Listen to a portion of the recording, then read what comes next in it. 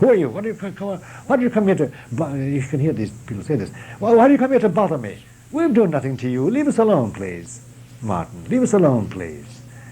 Oh, what do you want? Do you want women? Do you want money? Do you want food? Go away and have it. Leave us alone. What are you doing here? Never ask a question. Say, who are you? And you keep at it and you find their names. They all have a name. Ugly names, sinister names, sardonic names, names that laugh at human beings, names that make a joke of the loveliest things in the human body and the human mind. Always this awful, dirty touch thing. And once you do that, you have them nailed, because then they obey that name. They are constant that name. And then you proceed to find out who sent them, how do they come here, when, what's your speciality, what do you do? And it's like a dog trying to get away from you when you're after them. It's like a dog. And it'll bite your hand. It'll bite you mortally if you're not careful. And the failed exorcists are those who fell into the trap of answering questions. Because it's very interesting.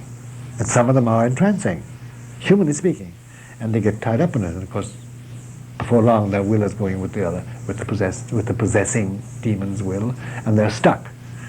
And then other people are caught and badly injured because they do it without permission. And I know a very famous man in this country whom I helped to instruct in exorcism with a warning. He was a layman and not a Catholic. Don't attempt it. Don't do it by yourself. He did, and he's possessed. Now, when you read about the normal possessed person that's brought to an exorcist to be exorcised, they're always violent. They smell sometimes, and they're cursing, and they're a social pain in the neck to everybody, and they're a liability to their family, and they burn themselves, and they hit their head against things, they scream, and then they're most unhygienic. They go to the bathroom any place, and they shock you. It smells, and all that sort of stuff. They're not doing that to hurt you. They are like the baby who's hungry, can't tell you, and is hitting its head against the ground. Do you ever see a baby do that? When they're really, it's the way they have a signaling. They're trying to create pain to absorb pain in their tummies, which are empty, supposedly. But they're also signaling. When you see that, you know a baby saying, I'm hungry. Similarly with a possessed person who's misbehaving themselves, as I've just described, in these 1,001 awful, disgusting ways. Disgusting, Bern, is the only word. The smell, the sight, the sound, the words, the actions. I mean, they dehumanize you. You never recover from it. Not really. It takes away a bit of your soul and leaves that with God until you get back to heaven and He reintegrates it. But they're saying, help me. I'm in trouble. They can't describe it. Some of them attempt to, and then they shut up, and then the devil takes over, the possessing spirit takes over, and they then proceed to act in another coy way. I remember once being asked to interview a woman who was a paraplegic in a bath chair, in a wheelchair, and she spoke long about the wounds of Jesus and about Jerusalem and about the Pope, and then proceeded to try and seduce me in a very subtle way. So it was only Satan using words that meant nothing at all, just using Christian words. Now, there is another form of possession which is terrible, and it's called perfect possession. I've only met a bare half dozen of perfectly possessed people. You see, when possession takes place, although you can't break from it, you know. And if grace of God comes to you, or if something happens that jogs your mind, with the grace of God finally, and you want to get out of it, you can finally get out of it. And if God sends you the grace, probably He's going to send you the means of being exorcised. But some people don't want to. Some people actually want to be possessed. They want to be holy Lucifers. I've met them. Believe me, it's as real as the nose on your face. And when they're perfectly possessed, they're completely urbane and calm and clean and efficient. They're good doctors, they're good lawyers, they're good architects, they're good bankers, they're good painters, they're good artists, they're good dancers. They're beautiful people. Die schöne Leute, as the Germans used to say. But they're not schöne at all. They're not beautiful at all. But they're perfectly possessed. Except now and again, in an off moment, when they don't think you're looking at them, you see this face. You see this. I knew one very well in England. No, Ireland he was, I knew, but I met him in England later. And at first the first go over, it just seemed to be sort of a very metallic sort of a voice and a sort of a very sort of business-like way of talking. It wasn't much of the milk of human kindness, but I've known so many people who know milk of the human kindness, as Shakespeare has it, that it doesn't surprise me in this hard world of ours. But now and again, and I got to know him, we were working together on a project, and therefore I got to know his movements and the way he dressed, and he used to wear perfume, some eau de cologne, perfectly legitimate, and I knew the way he talked and the sound of his voice and his quirks of raising his head like that when he was thinking, looking up to the left. And I got to know him. And once or twice he came in to see me. Once or twice I saw him alone in a brown study. He didn't know I was there. And I said to myself, I don't know that man. That's an alien. That's alien.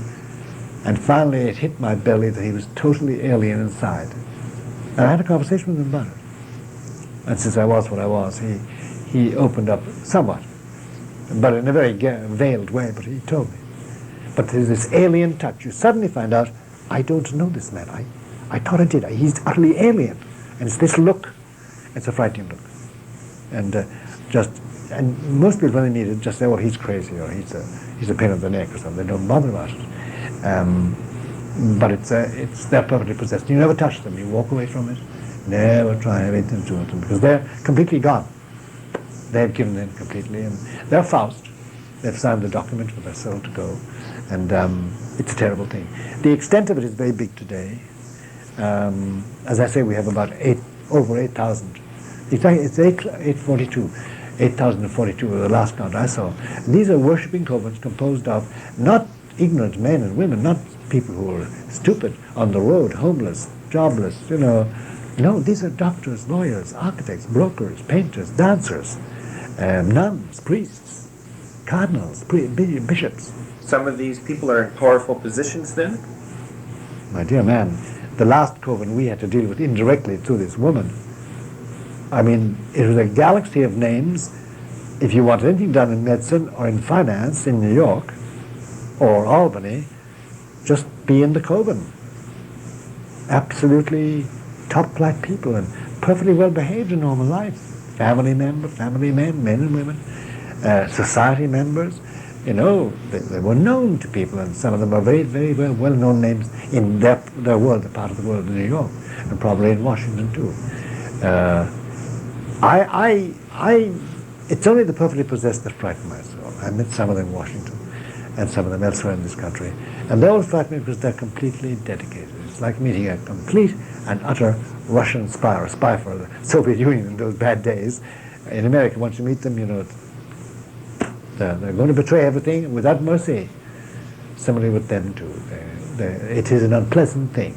And my advice to anybody about it is this: know about exorcism, know about possession, know how to avoid the devil's inroads, but do not touch it otherwise. It is mucky, dirty, insalubrious, unhealthy, inhuman, and not to be thought about.